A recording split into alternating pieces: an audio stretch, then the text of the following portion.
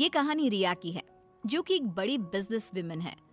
उसको किसी के दर्द से कोई फर्क नहीं पड़ता। उसके लिए अपने काम से बढ़कर कुछ नहीं। ये क्या बना रखा है? ये खिलाओगे तुम उनको? माफ करना छोटी मालकिन, मैं फिर से बना देता हूँ। अरे क्या हुआ बहू, क्यों चिल्ला रही हो इन पर इतनी सुबह सुबह? अब क्या कर दिया इन्होंने? मम्मी जी, अभी दोपहर को मेरे बहुत ही इंपॉर्टेंट गेस्ट आने वाले हैं और इनका खाना ऐसा है बेस्वाद। अगर ये खाएंगे तो क्या सोचेंगे? इनको अभी के अभी नौकरी से निकाल दो। मुझे ऐसे लोग काम पर नहीं चाहिए जिनको ठीक से काम करना नहीं आता। अरे लेकिन बहू, ये बहुत सालों से हमारे लिए काम कर रहे हैं, ऐसा कैसे निकाल दे? हाँ मेम साहब, मुझे नौकरी से मत निकालिए। मैं अच्छे से काम करूंगा, आपको शिकायत का कोई मौका नहीं दूंगा। मैंने एक बार जो बोल दिया सो बोल दिया। जल्दी से कोई नया शेफ ढूंढ कर लाओ। अगले दिन ऑफिस में, ये सब क्या है? अभी तक ये काम पूरा क्यों नहीं हुआ है? मैम, वो क्या? किसको दिया था मैंने ये काम? उसको अभी मेरे सामने बुला कर लाओ। जी मैम। मैम, वो सर्वर में थोड़ी दिक्कत आ गई थी। किसके? तुम्हारे या कंप्यूटर के? वो मैम, बात यह है कि जितना वक्त तुम आज मुझे समझाने में जाया कर रहे हो ना, उतना वक्त अगर तुमने कल इस काम को करने में किया होता तो आज ये पूरा हो जाता। तुम्हें नौकरी से निकाला जाता है। मैम प्लीज ऐसा मत करिए, मेरे छोटे छोटे बच्चे हैं, अगर मेरी नौकरी चली गई तो। ये सब तुमको ऐसा काम करने से पहले सोचना चाहिए था। मैम मुझे एक मौका और दीजिए, मैं अभी पूरा करके लाता हूँ। ये जो मौका था, यही तुम्हारा आखिरी मौका था जो तुमने गंवा दिया। मैं और कुछ नहीं सुनना चाहती। मेरी कंपनी में तुम जैसे कामचोरों के लिए कोई जगह नहीं है। तुम्हें इस नौकरी से निकाला जाता है। शाम को घर पर, मैंने सुना आज तुमने फिर किसी को नौकरी से निकाल दिया। अरे हमारी पॉलिसी है ना, हमारी कंपनी लोगों के इमोशंस का भी ध्यान रखती है। इमोशन कुछ नहीं होता। कमजोर होते हैं वो लोग जो ऐसे काम करते हैं। और नौकरी से निकाल दिया तो इस पे कोई नई बात नहीं।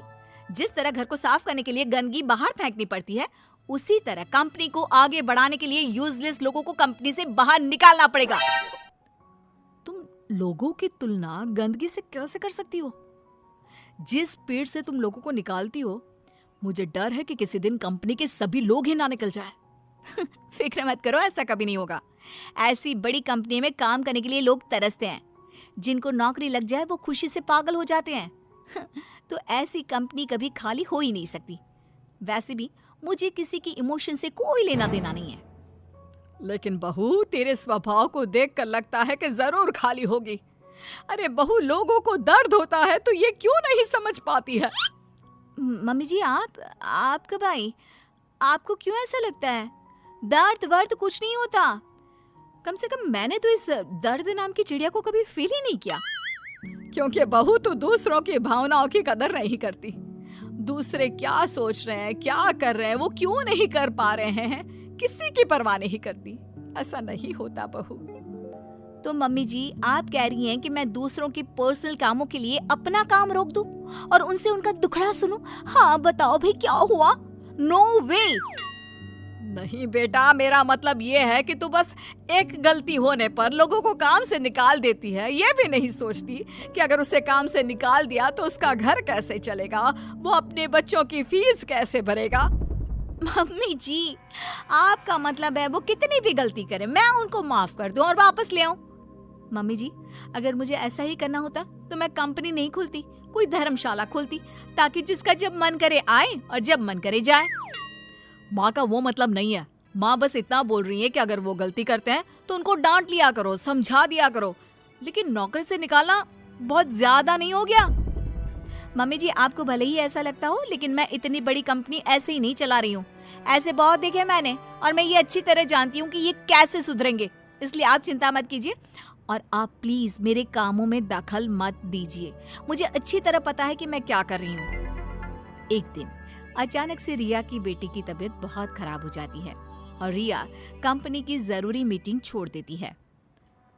बहू, तू यहाँ क्या कर रही है? तेरी तो बहुत जरूरी मीटिंग थी ना? मम्मी जी, आप ऐसे समय में मीटिंग की बात कैसे कर सकती हैं?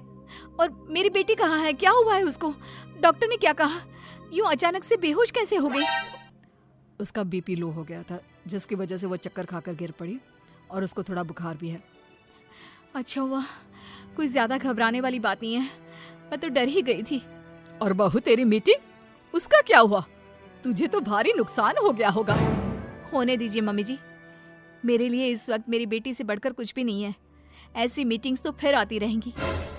लेकिन बहू, कुछ दिनों पहले तुमने ही कहा था कि किसी के निजी काम के लिए तुम्हारा काम नहीं रुकेगा, तो फिर ये सब क्या है? मम्मी जी, आपको क्या हो गया है? ये किसी का भी निजी काम नहीं है, ये मेरा अपना निजी काम है। वही तो बहू, जब तुम्हारा काम था तो तुम सब कुछ छोड़कर यहाँ आ गई, और तुम चाहती हो कि दूसरों के घरों में कितनी भी परेशानी दिक्कत आ जाए, वो उसको छोड़कर अपने काम को पहली ड्यूटी समझे। लेकिन वही चीज अगर तुम्हारे साथ हो तो तुम अपनी पहली जिम्मेदारी अपने परिवार की तरफ समझती हो, उसके बाद तुम्हारा काम। ये कैसी नाइंसाफी है? उनके साथ तुम करो तो ठीक और वो करे तो गलत। आप सही कह रही हैं मम्मी जी, मैंने ये बात कभी समझी ही नहीं। अब तो समझ गई ना? अब से उनके साथ कुछ ऐसा मत करना, उनकी भी परेशानी समझने की कोशिश करना। हाँ मम्मी जी, अब मैं सब समझ गई हूँ। मुझे अपनी गलती का एहसास हो गया है। शायद सही कहते हैं लोग, जब तक वही दर्द आप खुद ना झेलो तब तक आप दूसरे के दर्द का अनुमान नहीं लगा सकते। मुझे ये देखकर अच्छा लगा बेटा कि तुम्हें बहुत जल्दी अपनी गलती का एहसास हो गया।